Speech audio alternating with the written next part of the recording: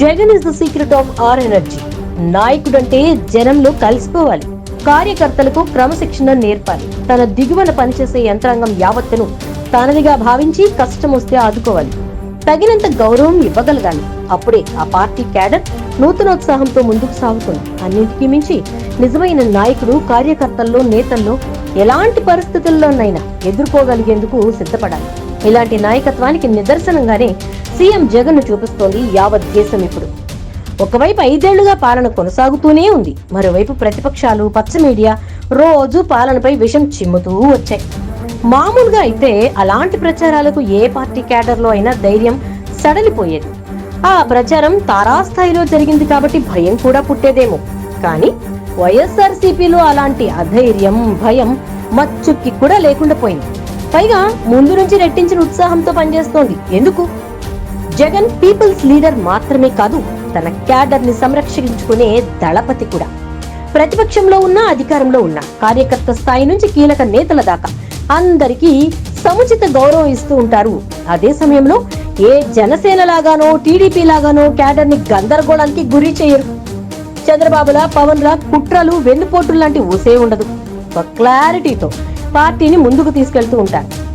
చివరకు క్షేత్రస్థాయి క్యాడర్ కు సైతం ప్రత్యర్థుల కుట్రలను ఎలా తిప్పికొట్టాలో స్వయంగా ఆయనే దిశానిర్దేశం చేస్తూ ఉంటారు. ఒక రకంగా సీఎం జగన్ మాటలు వాళ్ళకొక బూస్ట్. అందుకే అవతల నుంచి కూడా అంతే గౌరవం ఆయనకి దక్కుతుంది.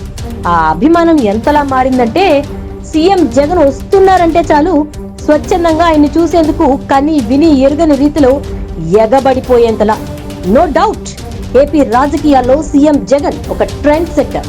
రాష్ట్రం విడిపోయాక జరిగిన రెండో ఎన్నికల్లోనే 175కు 151 అసెంబ్లీ సీట్లు సాధించి వైఎస్ఆర్సీపీతో చరిత్ర సృష్టించారాయన. పాలనలోనూ విప్లవాత్మక మార్పులతో రాష్ట్ర ముఖ చిత్రం మార్చేశారు.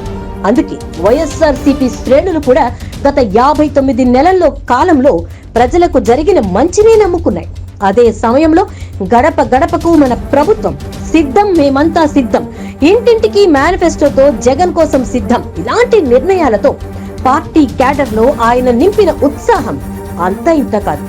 ఇక ఇప్పుడు గెలుపు ధీమాతో ఆయన చేసిన వ్యాఖ్యల్ని పరిశీలిస్తే, నేను ప్రామిస్ చేస్తున్నా, ఏపీలో మరోసారి వైసీపీ ప్రభంజనం ఖాయం, మనమే అధికారంలోకి రాబోతున్నాం, ఈసారి చరిత్ర సృష్టించబోతున్నాం, జూన్ 4వ తేదీన వచ్చే ఫలితం తర్వాత యావత్ దేశం మన వైపు చూస్తుంది, గతంలో కంటే ఎక్కువ అసెంబ్లీ, లోక్సభ స్థానాలు గెలవబోతున్నాం, ఒకరు ఊహించిన దానికంటే మనకెక్కువ సీట్లు వస్తాయి, 2019లో 151 అసెంబ్లీ, 22 లోక్సభ స్థానాలు గెలిస్తే ఈసారి 151 అసెంబ్లీ సీట్లకు పైగా గెలవబోతున్నాం, అలాగే 22కు పైగా లోక్సభ స్థానాలు గెలుస్తాం.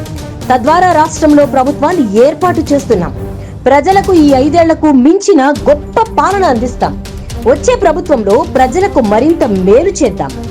గత 59 నెలలుగా చేసిన సుపరిపాలనతో జనం జగన్ కే అండగా నిలిచారంటూ విశ్లేషకుల అభిప్రాయాలు. చంద్రబాబు కూటమి కుట్రలను ప్రజలు చీకొట్టారన్న చర్చలు.